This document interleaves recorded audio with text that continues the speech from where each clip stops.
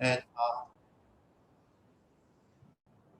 okay, Assalamualaikum warahmatullahi wabarakatuh, and a very good afternoon to each and every one of you, and especially to our speakers for today's webinar, Dr. Mubashir Hussein Rehmani. Welcome to the second webinar series organized by Advanced Telecommunication Research Center, or also known as ATRC, University Tun Hussein on Malaysia, in collaboration with Center of Excellence Advanced Computing, University Malaysia Perlis, and also electrical engineering postgraduate students, or Eclipse, University Tun Hussein on Malaysia. Before we begin, a little bit of introduction about ATRC. So ATRC was formerly known as WARAS, or Wireless Radio Science Research Center, and it is only recently being rebranding to ATRC. So the ATRC is Advanced Telecommunication Research Center. So our niche area is currently Internet of Things, sensor, and 5G communication. Okay, but before we begin, allow me to introduce our speaker today. Dr. Mubashir Hussein Rehmani received the Bachelor of Engineering degree in Computer System Engineering from Mehran University of Engineering and Technology in Pakistan in the year 2004, and the master's degree from the University of Paris 11 in Paris, France in 2008. And consequently, the PhD degree from the University of Pierre and Marie Curie, also in Paris in 2011. Okay, he is currently working as an assistant lecturer in the Department of Computer Science, Munster, I hope I pronounced it correctly, Munster Technological University in Ireland. Okay, he has authored and edited a total of 8 books, 2 books with Springer, 2 books published by IGR Global, USA, 3 books published by CRC Press, Taylor and Francis Group UK, and 1 book with Wiley UK. He was ranked #1 in all engineering disciplines in 2017 from Pakistan Council for Science and Technology, Ministry of Science and Technology, Government of Pakistan. His cumulative impact factor is 597, H index is 38, I-10 index is 84, with a total citations of 6,043.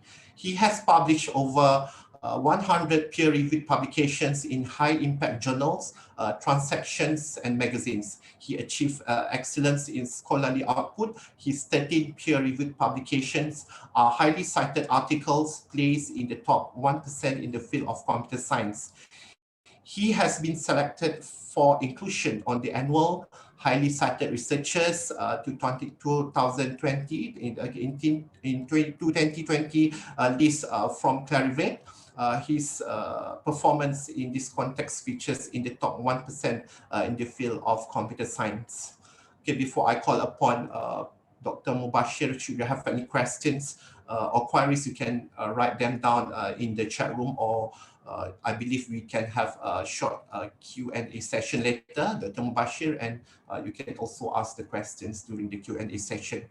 Okay, without further ado, let me welcome Dr. Mubashir to deliver his talk. And the title of his talk is Insights and Tips to Publish in Top Scientific Journals. Okay, Dr. Mubashir, the floor is yours now. Thank you very much for your invitation to present this topic in Advanced Telecommunication Research Center, Malaysia. It's really an honor for me. Just confirm me whether you can see the next slide. This is, can you see the next slide? Okay. Yes, we can. So the topic of my presentation is to give you some insights and tips to publish in top scientific journals. Let me be very clear that there is no shortcut for publishing in top scientific journals. However, there are some tips and insights. If we understand them, we will be able to publish and target these high-ranked journals. So the first question that comes in our mind is how we can identify which are the top-ranked journals, because when we try to think about publishing in top-ranked journals, we first need to identify them. in our domain. There, even in computer science domain, there are subfields. So we need to clearly identify. Why I am saying this? The reason for this is that there are many uh, ranking strategies. So we need to clearly identify what is the right and standard way of ranking journals which is internationally acceptable. Then definitely I will give some insights on how to publish in these high quality scientific journals. Now, when we talk about how to publish in these high quality scientific journals, we first need to understand who manages and regulate all this scientific research around the globe, and how these scientific inventions, experiments, and studies are conducted, verified, and published, and what is an impact factor, who issues it, and what's its significance, what is the role of Clarivate Web of Science. So answering all these questions will help us to publish in top ranked journals. And first I will cover the basics of this topic, and then I will in the end I will give you very very precise tips and suggestions to publish in these top ranked journals. So let me start with one example. We are all facing a pandemic, which is COVID-19. So when we talk about COVID-19, we all know that there are several vaccines available in the market, fortunately, such as Pfizer, BioNTech, COVID-19 vaccine, or Oxford, AstraZeneca. There are other vaccines are also available. But if we ask ourselves from where we can find the information, scientific information about these vaccines, the correct venue will not be, newspaper, any websites, any television program. So none of them are the right source to know about the actual uh, scientific information about these vaccines. So if we want to understand how these vaccines actually work, we need to see the scientific research articles where these vaccines, the working of these vaccines, or how the experiments were conducted about these vaccines have been written. So in case of Pfizer, we know that there is a journal, Nature, and I have mentioned that the link of this article where Pfizer BioNTech COVID-19 vaccine has been described, basically published in a research article. This Nature journal has an impact factor of 42, and it is indexed by Clarivate. So you can understand the importance of this journal, that this Pfizer BioNTech vaccine, when they conducted experiments and when they want to share it among the scientific community of professors and scientists of vaccination or around the globe, they published their article in Nature journal. So Nature has that much importance in the scientific world. Then when we talk about Lancet journal, it's again published the detailed scientific procedure and the way that the experiments were conducted for Oxford AstraZeneca COVID-19 vaccine. And it has an impact factor of 60.39. And again, it is indexed by Clarivate Web of Science. So when I say it is indexed by Clarivate Web of Science, it means Clarivate Web of Science is regulating both of these journals. So you can see the the impact of these COVID-19 vaccines around the globe. The whole world is behind these COVID-19 vaccine, and they are being facilitated by these vaccines. And the research that is published there uh, is in these journals, Nature journal and the Lancet journal. And the body that is regulating these journals is Clarivate Web of Science. So you can see the importance of this body, Clarivate Web of Science. So here is the screenshot of the two papers that are published in the Nature and Lancet journal. And I have also mentioned the link previously. So if you want to explain and if you want to understand more about how these vaccines work and how how precisely the experiments were conducted, you can explore these articles. So these are the top ranked highly reputed journals in the domain of medical sciences. Now, let me give you another example. So this example is about a Government of Ireland annual report on research.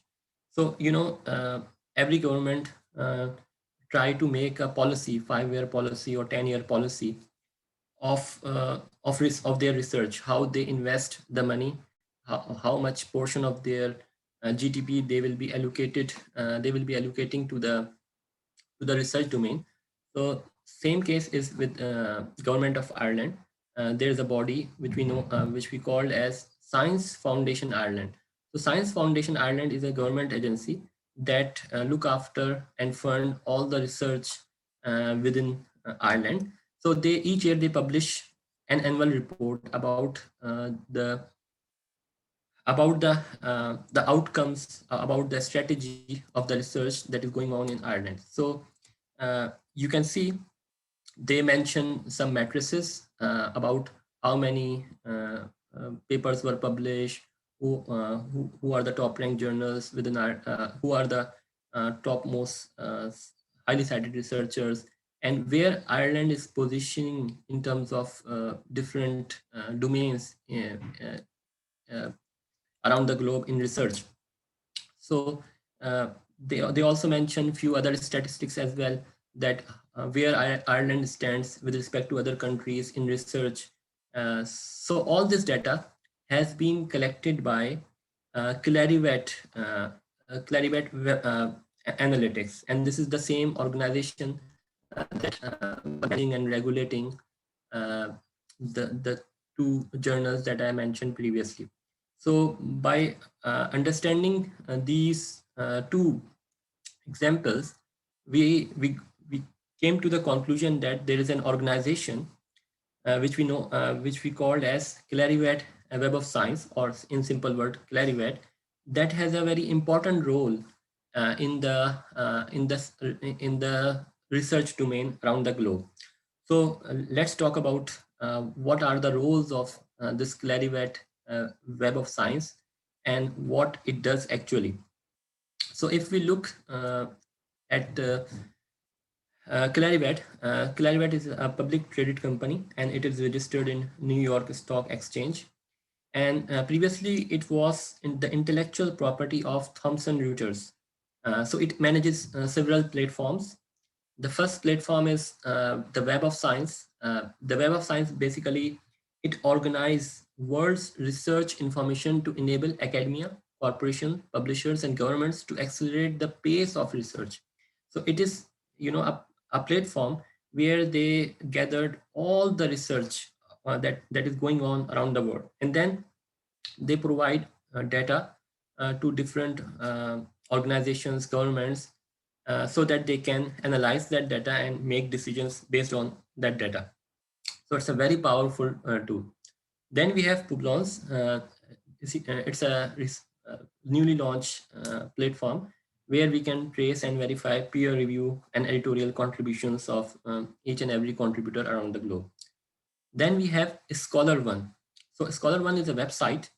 Basically, it manages submissions and peer reviews of more than 7,000 journal sites. So, when we try to submit an article to a journal, we visit some website, and that website is basically, one of the website is Scholar One, and that website is basically owned by Clarivet, and that website has very powerful procedures, so that editors, reviewers, authors can easily submit their articles, and from the editorial side they can easily manage the peer review process and get some statistics. Then there is a journal citation report, JCR. JCR basically each year it is announced. It will be announced very soon in June, maybe in few days. And in this JCR, journal citation report, basically we can see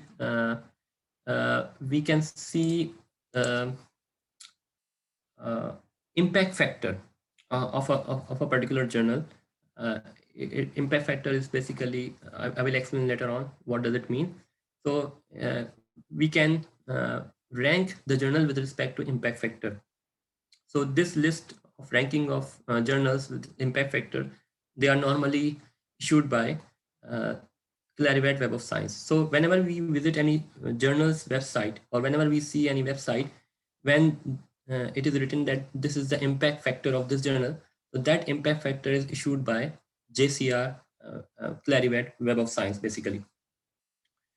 And in order to verify it, we can visit the website of JCR and then cross-check whether the journal has been already indexed in this JCR list or not, because there are some predatory publishers as well, which claims that they are the they have the impact factor, but in reality they don't have the impact factor. So we always need to cross verify whether the journal that we are talking about has been indexed in JCR or not. Then we have essential science indicator. It tells us, the emerging science trends. What are the emerging scientific trends? And it tells us about, it basically helps us to make decisions and to form our strategy. Moreover, Clarivate is also responsible for publishing annually highly cited researcher list, and also the citation laureate, which is similar to, which is basically an indication that who is likely to win a Nobel Prize.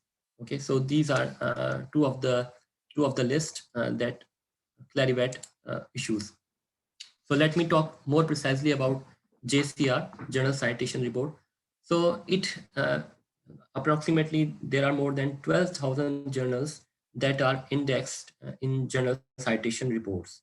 So if we combine all the scientific domain, whether it's physical sciences or biological sciences or computer science or telecom, when we all together gather the journals, it becomes more than 12,000 journals. So these 12,000 journals are basically indexed in JCR, and Web of Science basically they regulate these journals. For instance, what does it mean by regulate? How the peer review process is going on in these journals. What are the editorial board composition in these journals? Is there any predatory behavior? Or there are around 20 criteria based upon which they check each and every journal.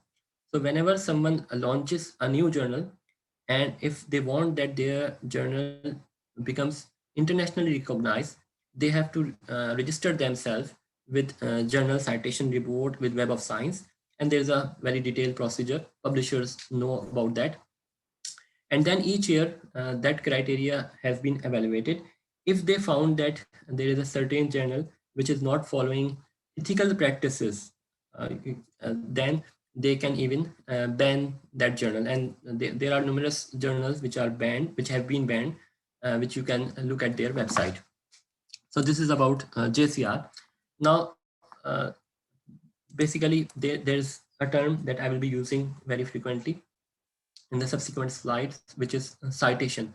So citation is basically is a reference to a published or unpublished source. And it is one of the way. There are many other matrices as well. And it's just one metric that how much well referenced the published work is. And it can be used by different funding agencies to evaluate the profile of the researcher, and it shows the visibility and recognition of your work.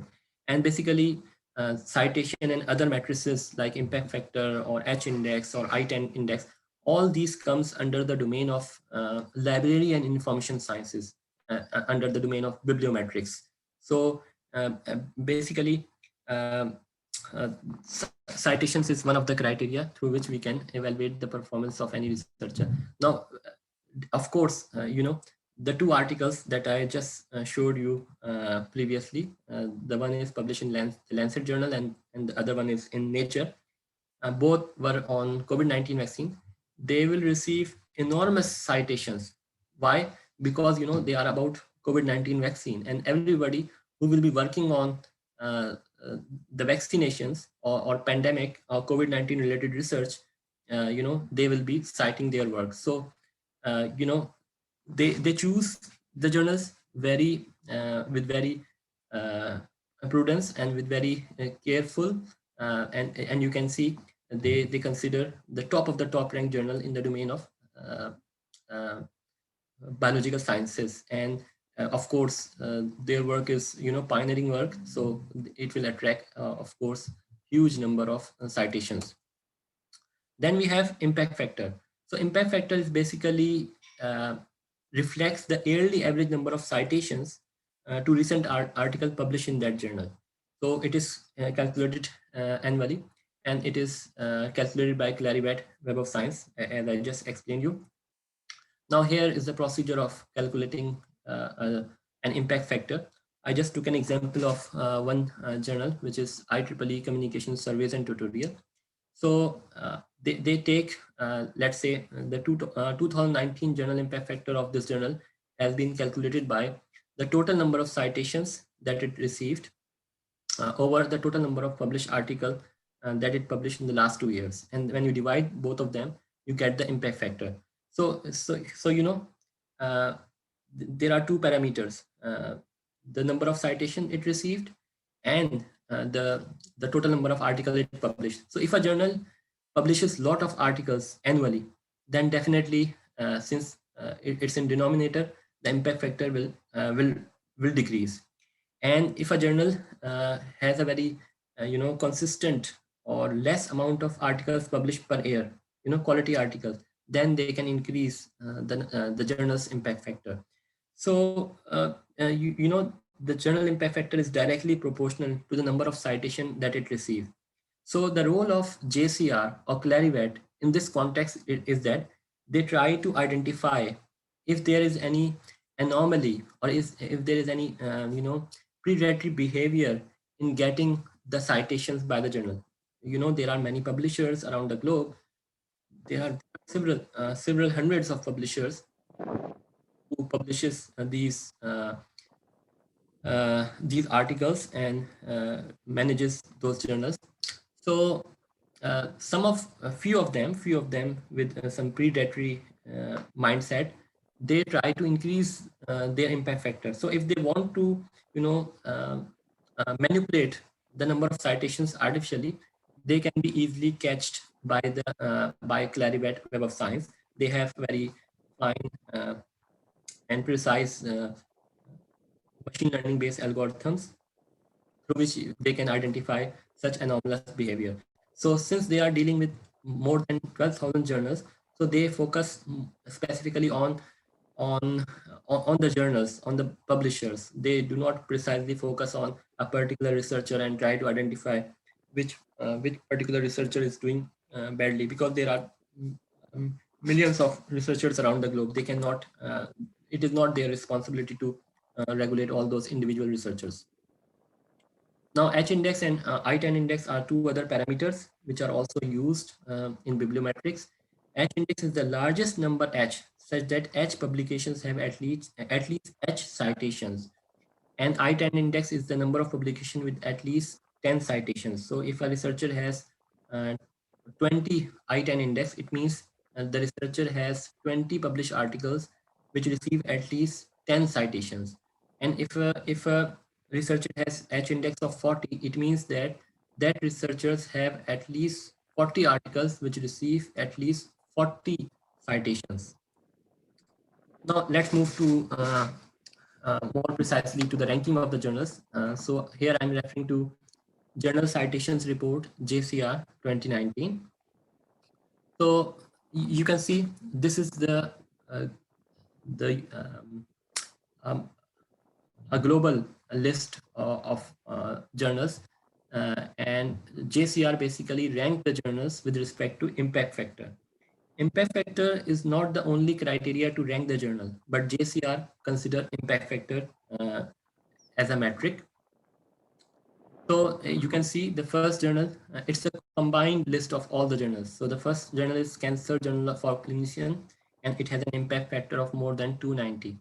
And then you can see Nature has 71, Lancet has 60, and then these are all biological and medical sciences and physical sciences journals. So they are uh, they are in the top domain. So among the top 20 journals of highly ranked journals in all the disciplines, there is not a single journal of computer science or telecom. The reason for this is that computer science domain or telecom or electrical engineering is a very shorter or small percentage of all the sciences. Physical sciences and biological sciences and natural sciences have a very big contribution in all the sciences. So that's why these journals uh, are at the top of all domains. Now, in our domain of computer science, yeah, I'm generally talking about computer science, and I'm considering that telecommunication, hardware, information science, machine learning, all these journals, all these domains, subdomains, come within the domain of computer science. Okay, with this definition. So there are many publishers in the domain of computer science. We have IEEE, Elsevier, Springer, Wiley, ACM, Taylor and Francis, and IET. So these journals basically, these publishers are contributing a lot in the domain of computer science. IEEE manages around 200 journals.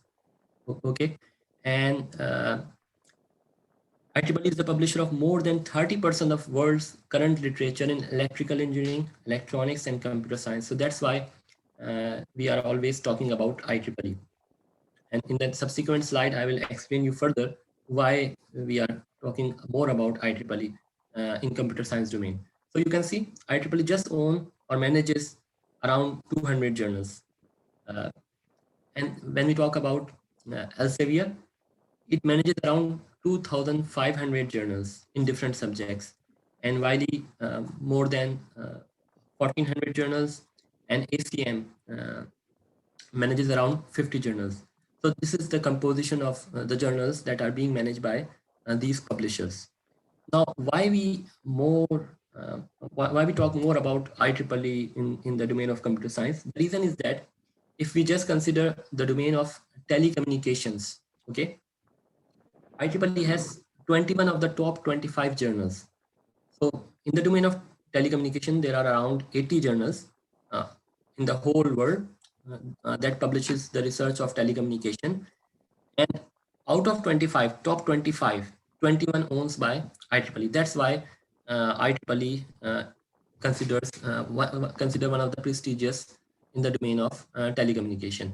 Then when we talk about electrical and electronic engineering, IEEE has 27 of the top 30 journals. And when we talk about artificial intelligence, the rank #1 journal is IEEE Transactions on Pattern Analysis and Machine Learning. This is managed by IEEE, and IEEE Transaction on Evolutionary Computation, or IEEE Transaction on Cybernetics. So these are top ranked journals with respect to impact factor by JCR. Again, they are managed by IEEE. Similarly, if you talk about other subdomains within the computer science, whether it's hardware and architecture or information systems or software engineering or theory and methods of computer science, IEEE is had its presence in these top ranked journals. Now let's move to more precisely to the subdomains of computer science.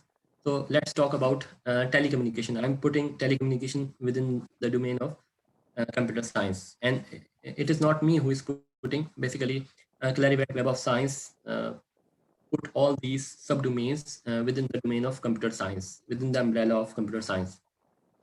So in the domain of telecommunication, you can see these top 10 ranked journals. So I will be within each domain, I will be presenting you top 20 journals. So let's first talk about telecommunication. So these are the top 20 ranked journals. You can download the list of all the 80 journals of telecommunication from JCR. So here you can see the top 10 ranked journals are managed by IEEE. The first ranked #1 journal is IEEE Communication Surveys and Tutorial. It has an impact factor of 23.7. Then you have IEEE Journal on Selected Areas in Communication, IEEE JSAC.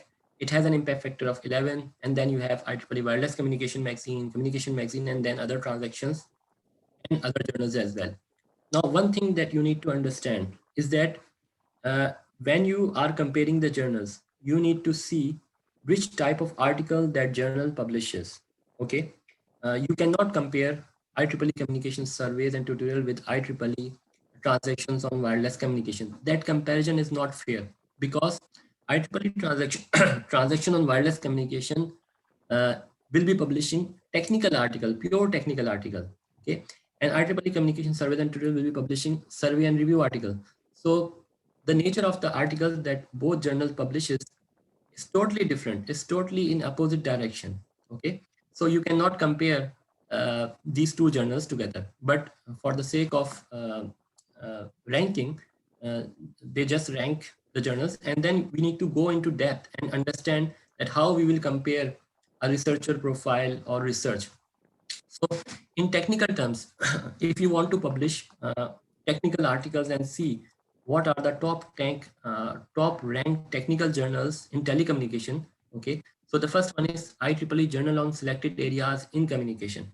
So that is the top ranked journal which publishes technical research, even above the transactions.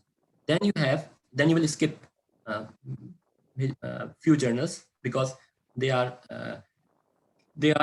targeting different type of articles. So then you will have IEEE transaction on wireless communication, IEEE transaction on multimedia. So these are the technical journals. Now in terms of survey articles, then you can compare, let's say IEEE communication surveys and tutorial with ACM computing surveys or other journals which publishes survey articles. Then you have magazine article like IEEE Wireless Communication or IEEE Communication Magazine or IEEE Network or IEEE Vehicular Technology Magazine. So these are magazine type articles. They are not, neither they are survey, neither they are, nor they are technical articles. So they are in between. So you cannot compare magazine articles with survey articles and the technical articles. Similarly, there are journals which are basically uh, publish letters. So letters are short technical articles. Like here in number 17, we have IEEE wireless communication letters. So IEEE wireless communication letters publishes very short technical articles. So you cannot compare IEEE wireless communication letters with any other type of technical article. So within each domain, the summary is, within each domain, you need to understand the type of journals, okay, and the type of articles they publish, and then you can further refine the list of those ranking of journals, and then you can specifically target. So this is the message that I want to deliver to you. And here is the list of journals of artificial intelligence. You can see the rank number 1 journal is IEEE Transactions on Pattern Analysis and Machine Intelligence. And then you have Elsevier journal Information Fusion. And then you have other journals as well. Pattern recognition, neural networks, and other journals as well. Then you have ranking of journals in the domain of information systems. Again, you can see you have few journals that are not only coming in one domain, but they are also coming in other domains as well. So these are the list of journals of information systems. And then here you have the list of journals of software engineering. So the first one is Computer Science Review, then Communications of the ACM, and then you have some other transactions in the domain of software engineering. And then you have a ranking of journals in interdisciplinary computer science research, where you have Journal of Statistical Software, Medical Image Analysis, and IEEE Transaction on Industrial Informatics, and other journals. So this is the ranking of journals with respect to JCR in different subdomains. Um, Now we will quickly move to a few scientific terms, and then we will go quickly to our main topic, how to publish in these top ranked journals. So we have different terms like patent, research papers, books, and book chapters. So let's focus on research papers. So research papers can be published in journals, and journals can be of different categories: magazines, transactions, letters, and normal technical journals. And definitely in scientific domain, we give more importance to first patents and then journals. Okay, in journals, again, we give more importance to transactions, and then technical articles, and then magazine articles and letters, and then we have conferences as well. Now, in our domain, there are few conferences, or very good conferences that has very good reputation or very good impact than some of the other journals. For example, top ranked conferences in the security domain of computer science, they are far much better than any of the journals. Okay, there are conferences like ACM, MobiHawk, Mobicom, Infocom, IEEE, SNP, Usenix. So these are few of the conferences that are very prestigious conferences, and even publishing in those conferences is even difficult than publishing in these transactions or top ranked journals. Now, I was explaining you about technical articles and survey articles. So you need to have a very clear understanding that technical article, survey review articles, magazine articles, and editorial articles, they are different types of articles. You cannot compare each of them, okay? And each of them have their own scope.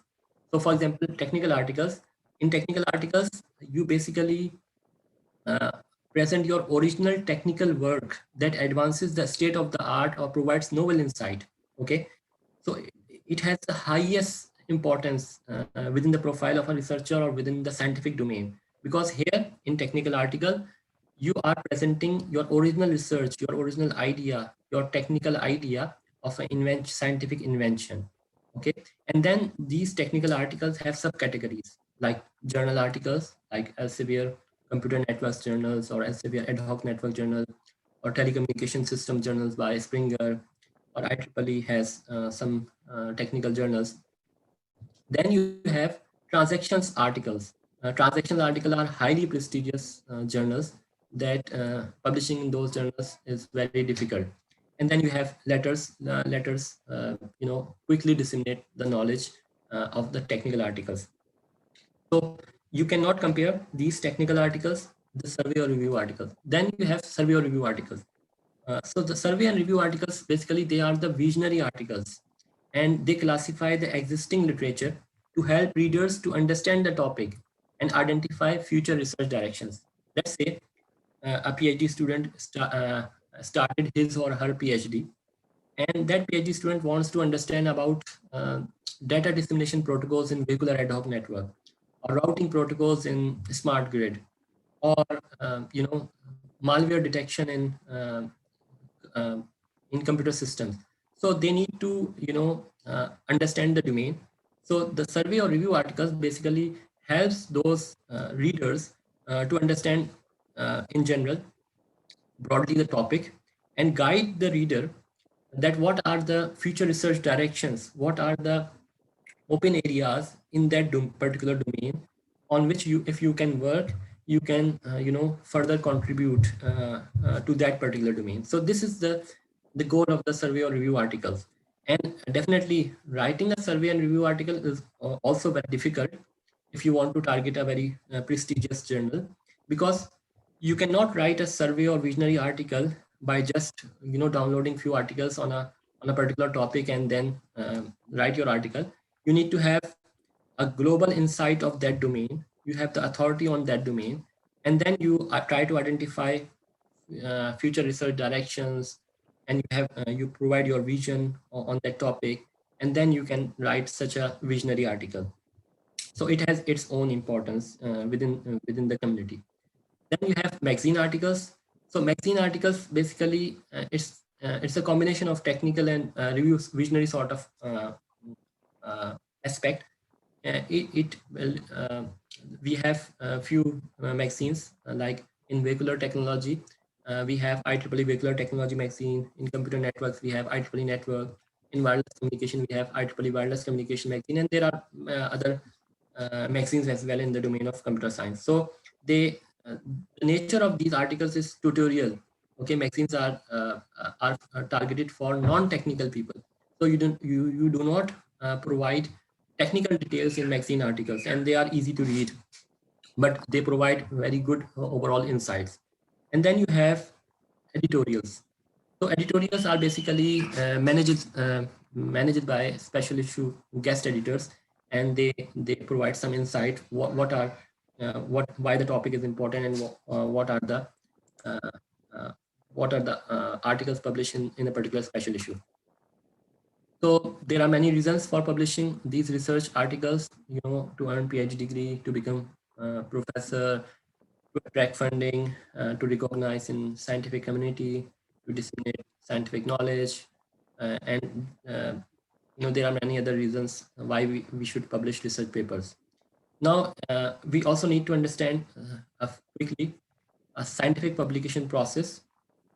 So peer review basically is the evaluation of our scientific work by other peers in our domain.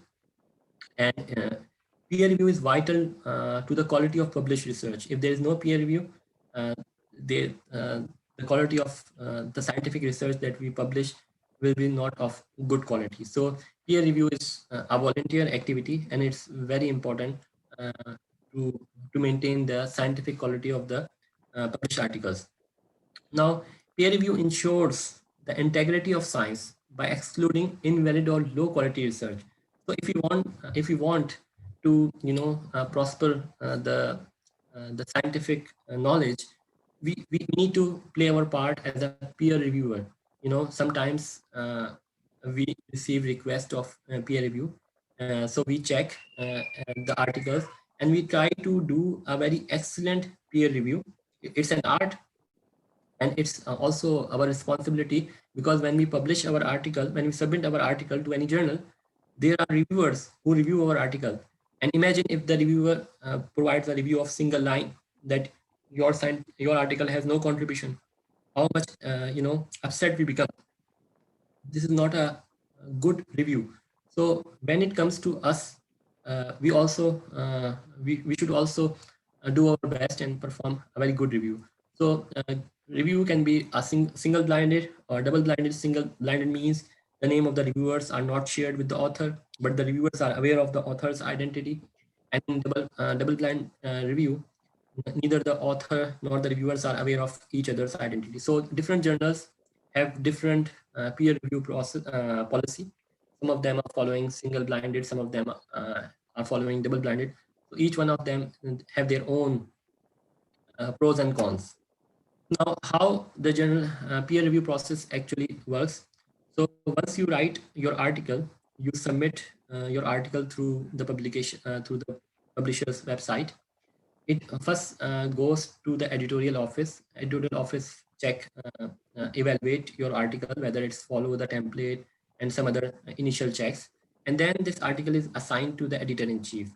Then the editor-in-chief basically assign it to a particular area editor or associate editor, and then the area or associate editor assign the papers to the reviewers. And these reviewers perform their review process, and then the review has been collected by the area editor or associate editor, which then make the recommendation, and then the paper decision is communicated to the authors, and then finally, if your paper get accepted, your article will be published. So this is a very quick peer review process description. Now, let me give you a few examples of the journal articles. So this is one of the example of a technical article. So it can be in IEEE Transactions or in IEEE Journal or in any other publisher. So here you can see it's in Computer Communications Journal by Elsevier. So it's a pure technical article. Then you have a technical article even published in IEEE Transactions. So this is one example of an article technical article published in IEEE Transaction. Here is another example of a technical article published in IEEE Transactions on emerging topics in computing. So these are the technical articles.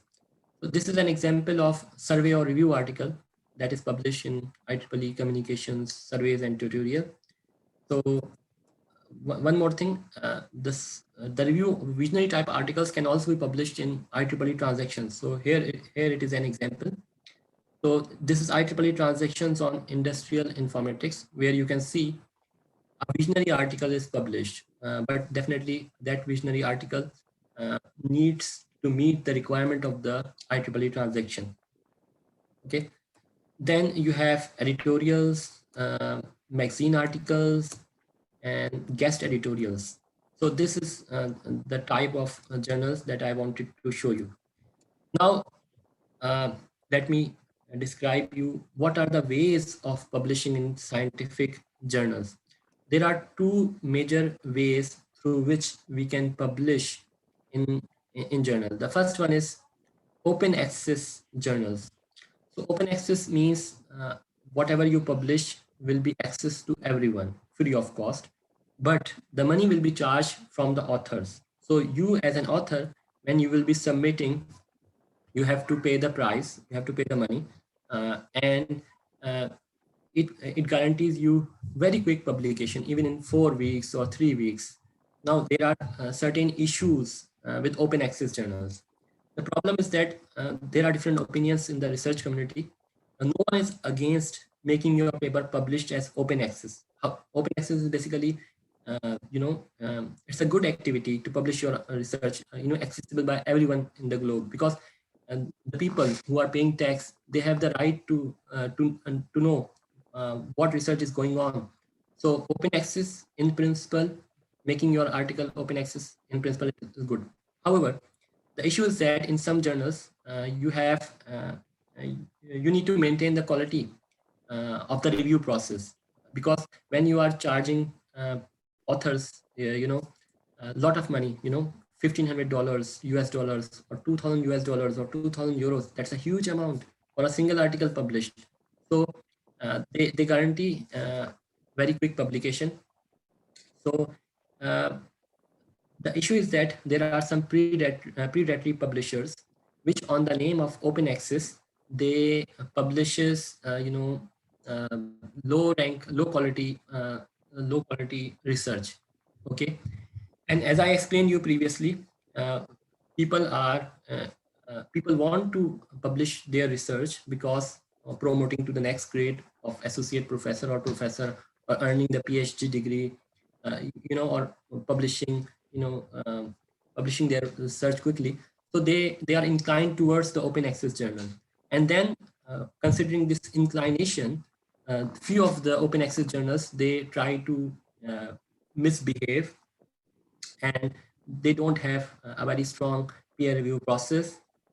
So this is the problems with open access journals. And if you see the ranking of the journals, amazingly, the top ranked journals are, none of them are open access journals. Open access journals are subscription based journals. The reason is basically quality peer review process. So the subscription based journals, they have limited access. Only subscribers can access to the articles, and they do not charge from the authors. So if you target the top ranked journals of any publisher in your domain, then if that a majority of the time it's not open access, so you will not have to pay a single penny. But their peer review process is very strict. They will take a long time in the review process, even 6 months or even more than 6 months. That is the issue with the subscription based journals. So these are two ways of publishing your articles. Either you go for open access or subscription based journals. Now, as I explained you, I'm not against subscription open access journals. What you can do, you can submit your article in top ranked journal, subscription based journal. Okay, and then once it is accepted, you can make it open access, to make it visible to everyone around the globe. In this manner, you will maintain the quality of your article, as well as you can easily make your article accessible around the globe. Similarly, you can also submit in subscription based journals, and you can upload your paper on arXiv or any other uh, uh, repository of your institute repository, so that people can easily access and download your research. Okay, the point that I'm making over here is that try to publish in top ranked journals, because there the reviewers are very strict, the editors are very strict. They look at the quality of your work, and they will give you the real scientific feedback. If you just want to publish for the sake of publish, then you may go for low ranked journals, but in the scientific community, that will have no impact. Okay, or your research will have no impact on the society, because it will not be addressing real scientific problems. Now, just quickly, a few points about ethics in scientific publications. So, when we think about publishing in top ranked journals, we need to follow some ethical practices as well.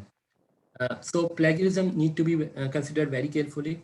Plagiarism is a wrongful appropriation and stealing and publication of another author's language, thoughts, ideas, or expressions, and the representation of them as one's own original work.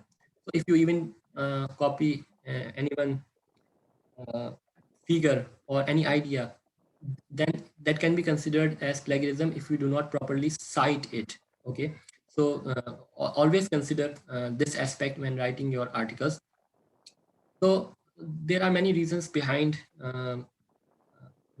these this bad practices.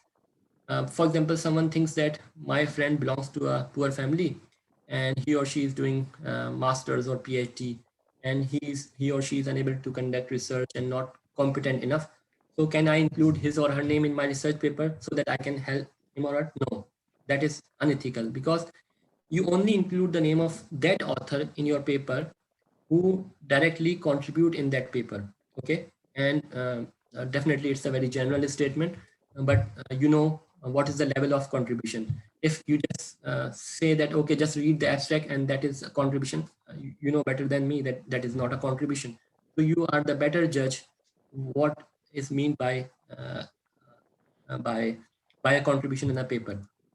So always make your habit to include those authors in your papers which actually contributed in your paper. One can also think about uh, a scenario where one can say that my friend is very busy in his job and he cannot give time to his research. Can I write research paper for him? No. Again, that is unethical. Similarly, one of my friend is very close to me. Can I write his name of my in my research? No. Again, this is unethical. Uh, writing research papers is extremely difficult. What if we three friends sit together and only one work and the rest doesn't work, and the rest of those two friends were included in the research paper? No, again, this is unethical. Uh, and can I give money to reviewers or associate editors or editor-in-chief and publish my research paper? No, again, this is unethical. There are different ways of giving bribe. Here I just mentioned about the money, but in the scientific community, one editor says that, okay, you submit in my journal, I submit in your journal, and we both accept each other's paper and we both will be happy. Again, this is unethical. Papers should be accepted and published based upon the quality of research that is being done in that paper. So there are many scenarios where we can consider that we should avoid uh, publishing in unethical ways. Now let's come to the main topic. So sorry, I took a lot of time because all this information is very important to understand the landscape and the horizon of research. Now, once we understood that what are the top ranked journals, how we can identify them, now let me give you some tips on publishing in top ranked journals. Now, since many of you belongs to different areas, so I'm not precisely considering any particular topic. I'm first giving you some general tips, and then you can ask me any specific questions and I will be happy to reply you. Now, the tip number one that I want to give you is that if you want to publish in a top ranked journal, then you need to read the papers from that top ranked journals. Otherwise, it will be garbage in, garbage out. What does it mean? If you read papers of low ranked journals or low quality papers, then your capacity will be of that level. Okay, you will not understand the actual research. But if you make your vision broad and if you read the top quality conference or journal articles, okay, then you will understand that, okay, research is how much difficult, what is the way of writing of these top ranked journals and how they validated their idea, how they formulate the research problem, how they mathematically model the problem. So you will understand all these aspects when you read articles from the top ranked journal. So what my suggestion to all of you, or to myself as well, is that let's say if I want to publish in IEEE transactions on pattern recognition, then let me make my habit of reading articles from that journal. This will help me in many ways. This will help me to understand what type of research they normally publish, what is the writing style that is acceptable in that journal, uh, how people or researchers or scientists normally formulate the problem when they publish research in IEEE transaction on pattern analysis or any other transaction. So this is very important. So first, try to read, make your habit to read from the top venues, from the very good journals, conferences, and never ever read low quality articles or scientific research. Okay, this is the first tip. The second tip is that make a list of top ranked journals in your field of research, and instead of targeting a lot of journals, for example, in the domain of telecommunications, there are 80 journals. And as I explained you earlier, there are subcategories of the journals: magazines, survey, letters, transactions, and normal technical journals. So first make your target. Which type of article I'm targeting? I'm targeting technical article. Okay. So what is my goal? Am I going for transactions? Then make a list of those top ranked few transactions, 4 or 5 or other technical journals, and then focus on those journals instead of opening your horizon. Just focus on those journals and try to target those journals. Make your ambition that, okay, I will not go away until and unless I publish my research in that journal. It will take, for the first time, it will be difficult to publish in that journal. For the first time, uh, publishing in that journal is difficult, but once you cross that barrier, then you know the art of doing research. Then that will be very much easier for you to again publish in that journal. If you see the profile of highly good researchers around the globe, in different countries, you will see that they have a limited set of journals which they target. For example, if you see a professor of MIT working in, let's say, network coding, that professor is focusing on IEEE journals on selected areas in communication. That professor is focusing on IEEE transactions on networking. You know, a limited set of journals with very focus. So we also need to replicate the same strategy that those professors or scientists have adopted. Okay. Then the third tip is quality work is more important than quantity. We say in Urdu, परवाज है दोनों की इसी एक फिजा में, करगिज का जहां और है, शाहीन का जहां और. It means that the space for uh, is open for everyone. It's you how much far you go. Okay, so try to focus on quality. If you publish a single article in a top ranked journal, let's say IEEE transaction on wireless communication, or IEEE transaction on information theory, or IEEE transaction on networking, or any other good journal, or let's say Elsevier computer networks, or computer communication, that technical paper is far much better than many articles published in low quality publishers or low ranked journals. Okay, because the scientific community knows which are the good journals and what are the content therein you publish.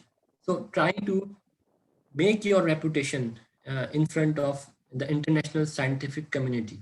So in that perspective, quality work is very important. So if you are starting your career, okay, what you can say that, okay, I am reserving my 1 year or 2 year, and I'm going to publish a single article in 1 year or 2 year, and but it will be in a top venue. It will have an impact. It will then this will make your reputation, and once you have your reputation, you will progress in your grades, and then you will have your labs, you will have your PhD students, and then later on you can have multiple publications, but initially you have to focus on the quality. Then another tip is that every journal has its own style in terms of scientific contribution, write-up, page limit, and that depth.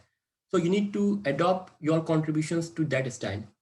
If you are targeting, let's say, IEEE Communication Magazine, okay, and you are reading the papers of Elsevier Computer Networks journals or pattern recognition journal, then definitely the style is not same.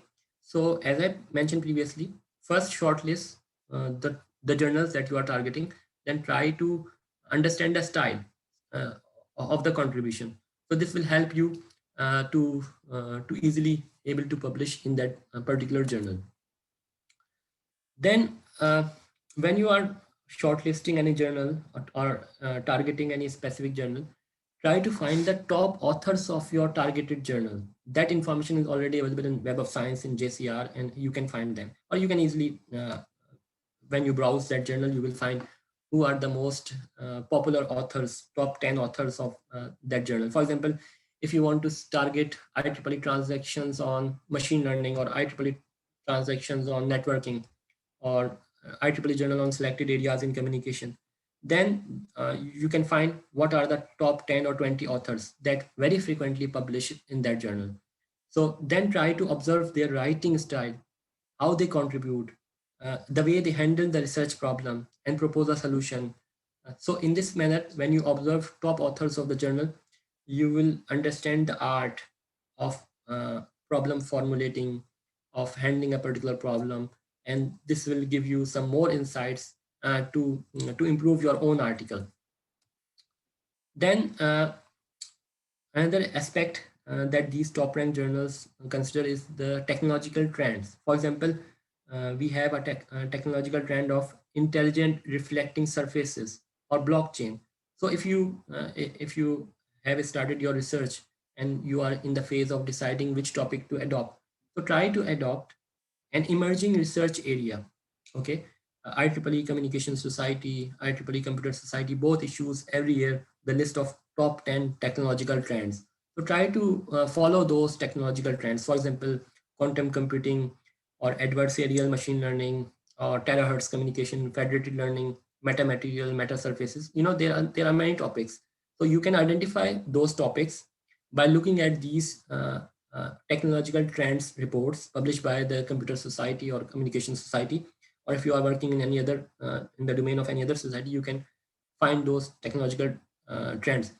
Another way to understand the technological trend is to look at the recent published articles, let's say of 2021 in any top ranked journal.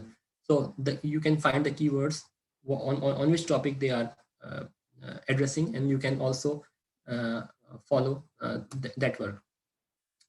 Now, peer review basically ensures the integrity of science, okay, by excluding invalid or low quality research. So when you try to target, top quality journals, you will receive, very in-depth technical feedback in majority of the cases, and addressing those comments require effort. So rejection is often, so don't give up. We say that झपटना पलटना पलट कर झपटना लहू गरम रखने का है एक बहाना. So what does it say? It says that if you write an article, okay, and you have your research idea proposed, you validated it, and you publish you submit in a top ranked journal, and then after 6 months you receive the decision of reject, and there are some technical comments that the reviewers identified about the flaws in your work, then don't give up. Try to address those comments. Try to see in a positive way what are the flaws in your article, in your idea, in your validation, in your mathematical modeling, okay, and then try to address those comments and try to submit again and try again, because it's the very first time it will be very difficult, but once you um, remove that obstacle, you will be able to publish in that venue again. And definitely there are some ingredients of a top quality research article which you will understand when you read articles from that journal. For example, theoretical bounds are very important. Mathematical modeling, simulation, or complexity analysis, or if you are working in the domain of wireless communication, closed form expression derivation, or there are some major ingredients in any good article. So you will understand the major ingredients when you read those articles in that journal. So try to identify those ingredients and then try to follow the procedure. Now, another thing is that our work should have an impact. So definitely, when you say what does it means impact on the society, short term, long term, benefit for the humankind, opening new horizon of research and addressing real world problems. But for a early career researcher, this impact, making this impact is not possible. So don't think about that when you, let's say, start PhD or start your research career, that I will make a revolution in the world or making such a contribution that a full professor is making that contribution. No, that comparison is not fair. The full professor or the prominent scientist, he or she is now able to make such a contribution after 20 years of his or her career. So I'm not discouraging you, but that comparison is not fair. So try to make shorter, milestones. And then when you are targeting a good journal, a good scientific venue, of course, your idea will have an impact. It will have an impact on the technology. It will be addressing some problem. Okay, but it may not have a direct impact on the society. There are many research domains which does not have a direct impact on the humankind. Some research have an impact after 20 years or 30 years. So do not deceive yourself by this point that your research should have a direct impact. Some research domains you cannot not even estimate uh, the impact. Okay, there are prominent scientists 50 years ago, when they published that research, they mentioned some theories or some basic inventions that were not even realizable at that time, and now we can, after 50 years or 60 years, we can see the outcome of their result. So if someone asks this question to them at that time, then that question is baseless. So never ever discourage with yourself with the comments of the community who are saying that what research you are doing, your research should have a benefit to the humankind. So never ever discourage with these negative comments. Just try to focus on a good quality journal. When you are focusing on a good quality journal, it means you are focusing on a solid technical problem which will have an impact on the humankind. uh, and one more thing, there are different types of research. One is short-term research, industry-led research, and one is theoretical research. So industry-led research or short-term research will have an outcome just in 1 year or 2 year or few years. Okay, because you are addressing a problem that is faced by the industry. Okay, and you will have an impact. But there is some theoretical research that you cannot see the impact directly right now. Maybe you can see the impact after 20 years. So uh, we cannot generalize this statement that every research should have a direct impact on the society. Definitely that aspect is important, and that aspect is being considered by the scientists, but the nature of research is different for each and everyone. Now, peer review, as I mentioned, if you are targeting subscription-based journals, top-ranked journals, it will take 1 to 1.5 years or 2 years to from submission to acceptance. So you need to be very patient. But once you have an article, that will have a very strong impact in the society. So that's all from my side. So thank you very much. If you have any question, I will be happy to reply you. Okay, thank you very much, Dr. Mubashir, for the insightful and highly informative talk, and also on the useful tips to publish in top scientific journals. Perhaps all of us are now more well prepared and ready to embrace all the challenges in our quest to penetrate the high impact factor journals or top scientific journals. Okay, so from my point of view, the keywords are strategize, persevere, and do not give up. Okay, now shall we carry on with the Q&A session? I saw probably one or two questions in the chat room. If I may scroll the chat room, let me retrieve the questions. Okay, okay, the question from Sarah, which one is worth more? Is it a magazine or journals? Okay, so we cannot compare magazines with the journals. Okay, journals are basically publishing technical articles, and magazines are, as I mentioned, published both the visionary article as well as the technical one. So the type of research that these articles are publishing is different. The type of nature of articles. So you cannot compare normal journal articles with magazine. So definitely publishing in magazine article is a bit challenging, difficult, even if the magazine article are top rank, because it requires a lot of effort to publish. So I can say that publishing in magazine articles is difficult, is rather difficult if the normal journal articles. Okay, thank you.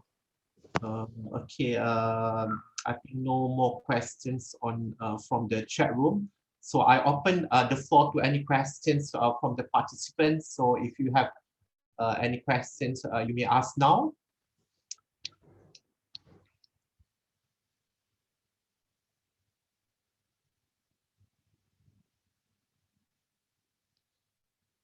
Anyone?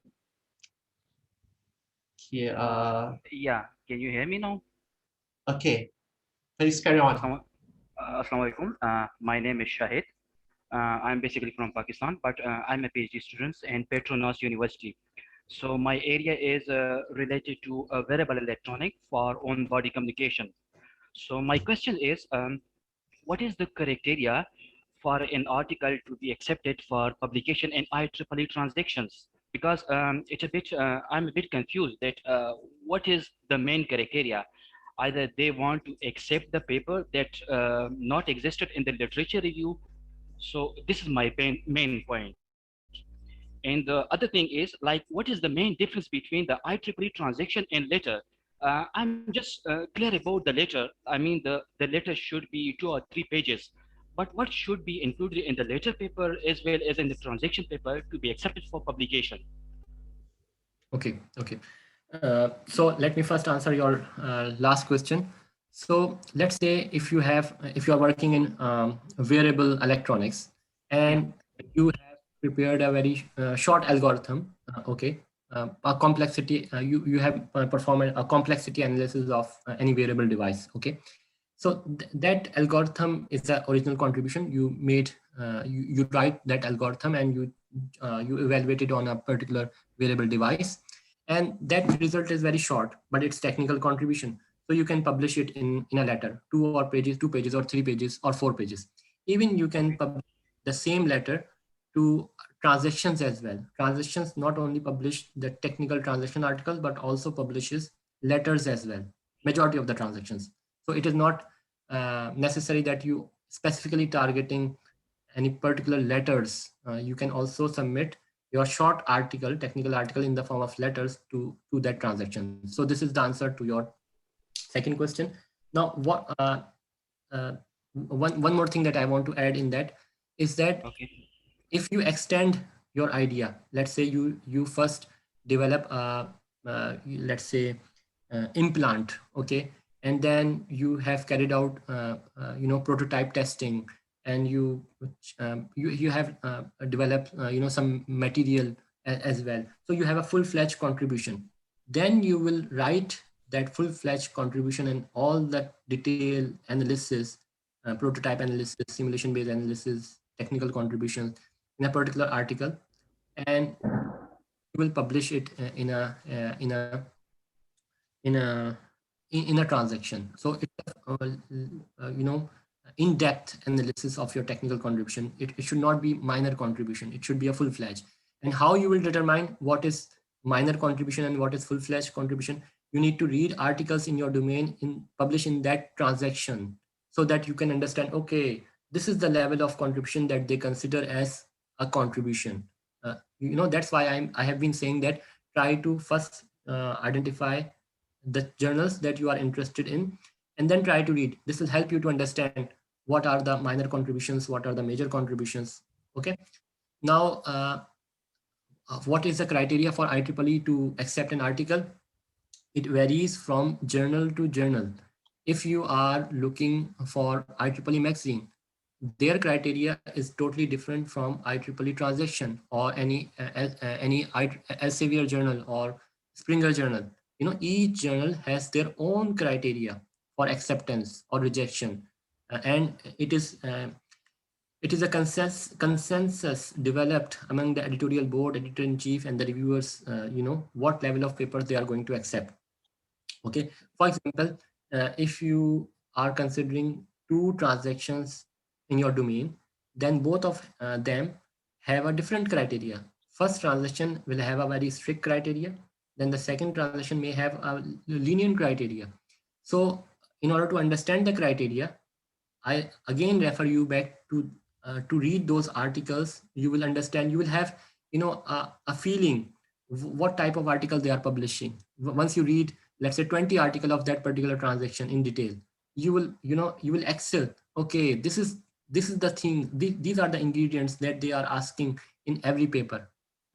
Because when you read these 20 articles from that particular journal, what you will do some critical analysis by reading those articles. You will say that, okay, each of these articles have a complexity analysis.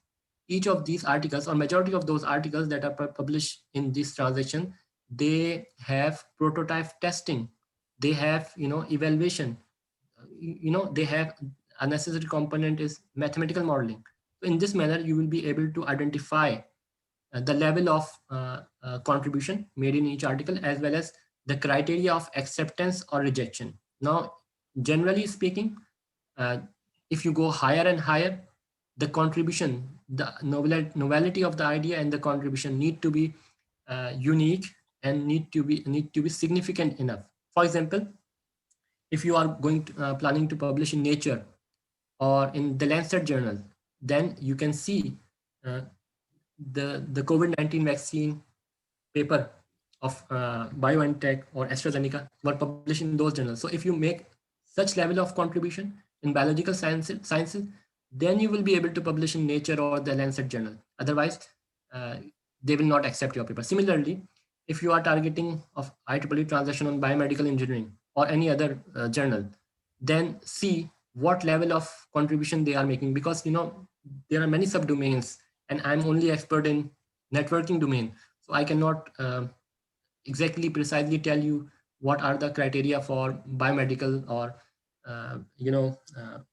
electronic implants or electronic devices journals. So you need to identify yourself. I hope I answered your question.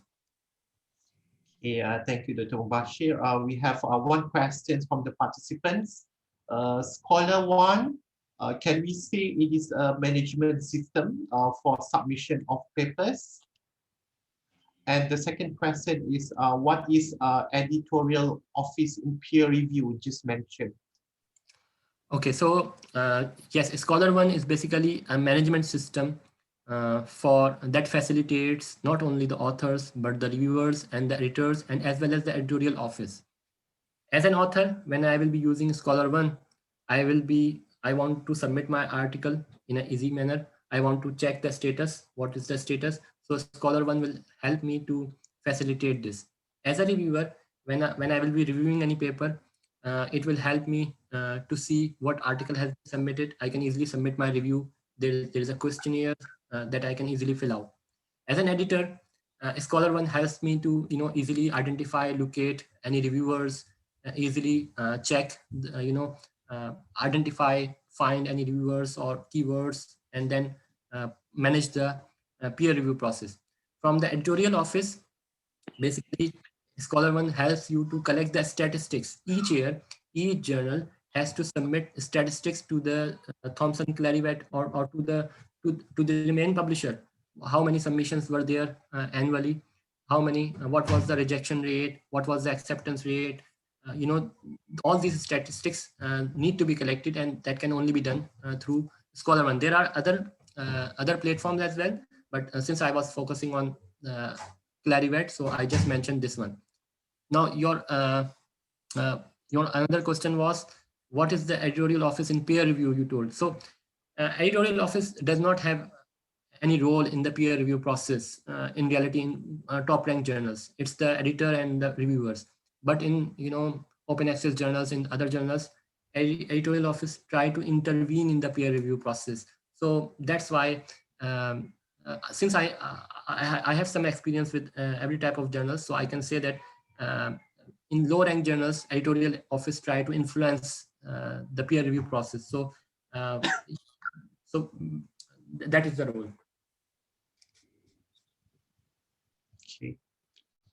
Okay, let's see whether we can accept one last question from the participants. Perhaps one or two. Anyone? Hello? Yes, yes. Okay. First of all, thank you very much your presentation. My question is, in IEEE journals, I have submitted in different journals. So sometimes they respond into months, the first review. And sometimes they respond after 6 months or 4 months. So what is the reason behind this? Okay. So basically when we submit to any journal, whether it's IEEE communication surveys or any transaction or any journal, what happens is that first that article is evaluated by the editorial office and the editor-in-chief. So instead of sending the article, editor-in-chief or along with the area editors or associate editor first quickly browse each submitted paper so that they can check whether the quality of the paper is good enough or not, or the paper is within the scope of the journal or not.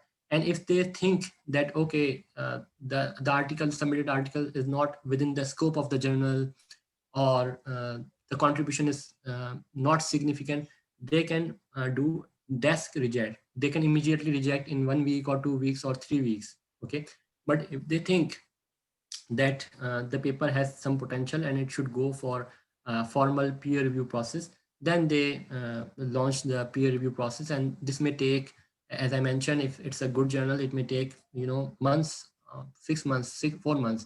So that is the reason why you get sometimes very quick rejection decision in few journals. And it also depends upon the editor and the reviewers as well. Sometimes we get review very late because the reviewers are not responding. So there are multiple factors for this. I have another question in the chat box. What is the difference between Q1 and Q2? So Q1 and Q2 is another criteria, quartile. So if you visit the JCR, it also mentions Q1 and Q2 as well. So of course, Q1 are the most prestigious journals, so you can focus on Q1 journals. And as far as passive optical networking is considered, you need to see the list of telecommunication journal and see which journals are publishing in optical networking, and then you can focus on that journal. Right. Okay, thank you. I have a question sent to me via WhatsApp. Okay, the question is, as a busy academician, how many journals per year should be submitted from your experience? Okay, when you are at your early career, for example, when I was, let me give you my example. When I was doing my PhD, so after 4 years, I submit my first journal article. After 4 years of work. So it depends upon your where you are in your career. If you have recently started your PhD or you are working as an early career researcher, then maybe if you are targeting very good journals, then you can maybe 1 article per year.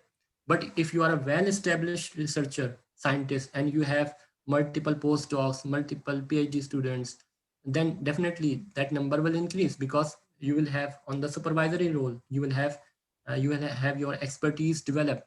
So in that case, you can have numerous publications per year. You can have multiple submissions per year. So it depends upon where you are standing in your career. Okay, and the second question is, how is it for the time arrangement for the academician to publish a good journal? Uh, is it necessary for us to have a postdoctoral researcher? Do you think that's a good idea for us to publish in a good journal? No, can you repeat your question? I didn't well understand. So what is the time arrangement for academician? Also, do we have to have a postdoc researcher to publish in a good journal? Yes. So basically, it's good to have postdocs. It's good to have PhD students. Definitely, they will increase. They will multiply the number of submissions that you will have. But when we start our career as a researcher, for the first time, we should try as a first author to publish in these top venues, so that we learn the art of publishing. We know how to conduct research, and then once we know that art, okay, maybe it will take 1 year or 2 years to learn that art. Then we can have have our funding, and then we can hire multiple postdocs, and then it will be easier for us, because the postdoc or PhD student, when they will be conducting research, we need to give feedback to them. If we don't know how that top quality research is published, if we don't go through that process, how we can supervise that postdoc or PhD student? Okay, so that's why it's very necessary to first publish as a first author, to go through to that process, so that we can easily supervise postdoc. And then there is no harm in order to have multiple postdocs, and then use those postdocs to write funding proposals, to write research articles. Definitely you hire those postdocs to increase the level of research. You can do that, but first you need to have go through that process, so that you can easily give feedback, technical feedback, to those postdocs, that they are going in the right direction. Okay, thank you. Looks like we are overwhelmed with questions in the chat room. Okay, for perhaps the next question, what is cross-reference? A question by Sarah. Cross-referencing is basically, if I'm talking about an article. So let's say I write an article in section 3 of my article, I mention system model. Okay, and then later on in my section 5, I am discussing the results. Then I can cross-reference in that section that, okay, please refer to section 3, where I have described the system model. So this is how we call it cross-reference in the write of the article. From the perspective of citations, it's a different meaning. It means I'm talking in a negative terms, that some people cite your work, other people cite their work, and they are cross-referencing both of their work.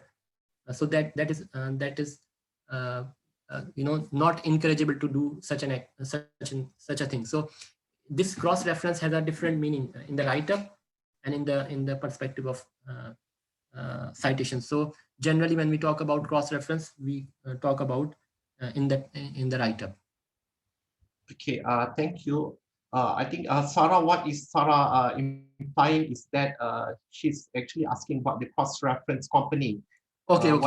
No, I don't know about that cross-reference company. All right, okay, thank you. And one question from Nohafiza. What is the best technique to ensure our writing and publication can convey the author's thought in logical manner for publication worthy? Yes, so as I mentioned, GIGO, garbage in, garbage out. This is the approach. If we make our habit to read very good articles published by very good authors, it will increase our capacity of improving the write-up. Write-up is an art. What I was writing 5 years ago, my write-up has been improved, and it is still there's a lot to improve. So I need to continuously improve, work on my write-up, what things I can do in parallel. I need to, read articles, so that good articles, so that it helps me to mature, to further refine my writing style. I also need to refresh my, grammatical knowledge and English structure sentences. So I need to refer back again and again to any good grammar book, so that I can have, refresh my knowledge. So this is the way, writing and reading, this is the best way to improve your writing skills. Okay, and we have another question as well. What is your opinion on paid journal? Paid journal is basically open access journal. Open access journals are known as paid journals. So as I mentioned, if you see the top ranked journals, paid journals are not there in any of the top ranked, top 10 journals or top 20 journals. And their review process is very, quick. You can get the result in few weeks. So it's better to go for subscription based journal where you don't have to pay. However, if you have a funding and you really want to pay, why not publish in a top ranked journal, transaction or very good journal, and then pay and make your publication open access. Okay, so this will ensure you to publish in a very good journal, in a very good venue, and it will also be open access. However, if someone wants to publish in a paid journal, they are free. There are few articles that are published in paid journal that are very good quality. So I'm not saying that publishing in paying journal is prohibited or should not be done. No, it can be done. Okay, that's fine. But you know, try to improve the quality of your work. Okay, because when we talk about in the community, when we talk about paid journals, the point that suddenly comes in our mind is that the the quality of the paper is not that much good. That's why the authors are more inclined towards paid journals. There may be other reasons, for example, a quick peer review process or other constraints as well. But this is the impression that we get. So try, that's why. And now, the paradigm is being shifting. Major publishers, they are now using hybrid approach. They are making their journals, open access as well. IEEE launched many journals, Elsevier launched many journals which are now paid, but they are making ensure that the quality of the peer review process and the quality of research that will be published over there will be of good quality. Okay, perhaps Dr. Mubashir, one last question for me. I think we are talking about publications on journals, and we are forgetting about the citations. Okay, so Dr. Mubashir, could you please share any strategy or tips to increase the number of citations for our publication? Yes. So first, we need to make our intention that we are not going to increase the citations for the sake of increasing the citation. First, the intention need to be correct. Then definitely it is the desire of every researcher that their work become more popular, and they do that research that attract higher citations. So whatever I discussed in today's lecture is basically help you to increase your citations. When we say that we are going to publish in top ranked #1 journal of machine learning or image processing or networking, why that journal is on the top ranked list? Because that journal has a higher impact factor, and higher impact factor means whoever publish in that journal will receive higher number of citations. So if you publish in a top ranked journal, it means that you will receive higher number of citations, because that's why that journal is on the top list. That's why everybody is trying to publish in that journal, because everybody try to read from that journal, everybody try to cite articles published in that journal. So it's a indirect approach to target very good journals, and this will ensure you higher number of citations. Now there are other ways to increase the number of citations as well. For example, if you are working on routing in mobile ad hoc network, that is a bit old topic. But if you are working in a very recent topic, technological trend, like let's say intelligent reflecting surfaces or terahertz communication or blockchain, definitely everybody is working on these key areas, technological trends. So if you work on the technological trends, frontiers of the topics, you will have more chances of receiving higher citations, because everybody is working on that domain. So working on a recent article will help you to increase the number of citations. So this is the second tip. The third tip is that when you try to have a complete profile of a scientific researcher, the scientific researcher, a good scientific researcher targets every type of article. They targets, they have a balanced approach. They publish survey articles, they publish magazine articles, they publish transaction technical articles, they publish letters, they publish books, they publish book chapters. So you need to have a complete spectrum of publications that a typical scientist should have.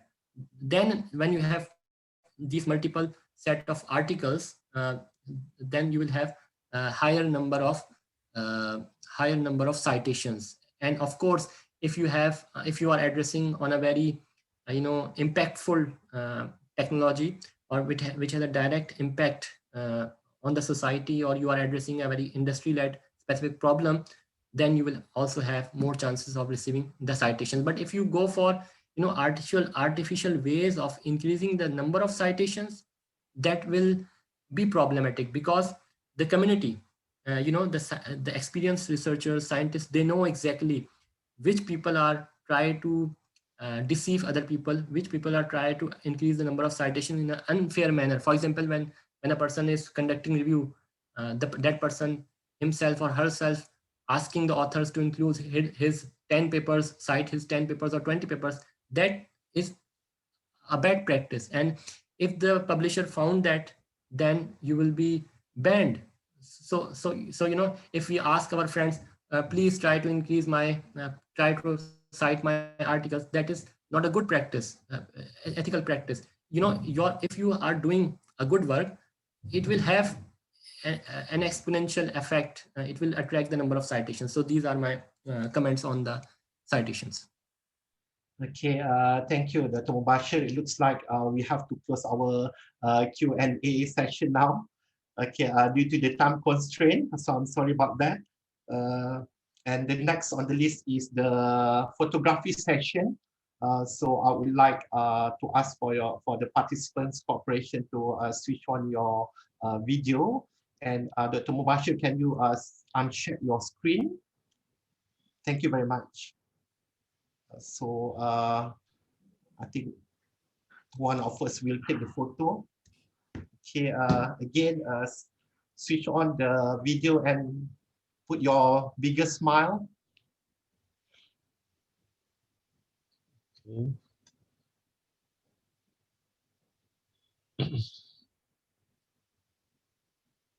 Right. Okay, 1, 2, 3. Once again.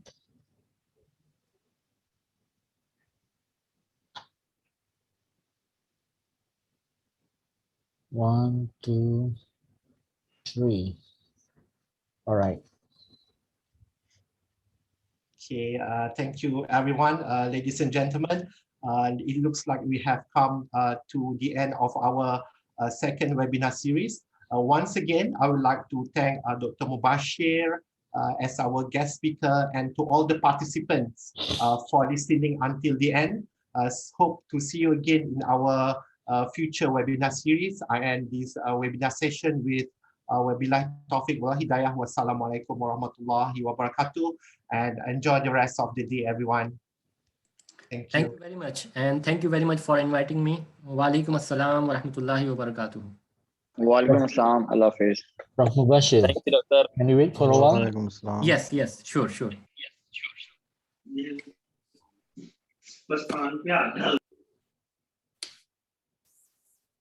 So anyone, so please fill in the attendance form and then the link for the Telegram.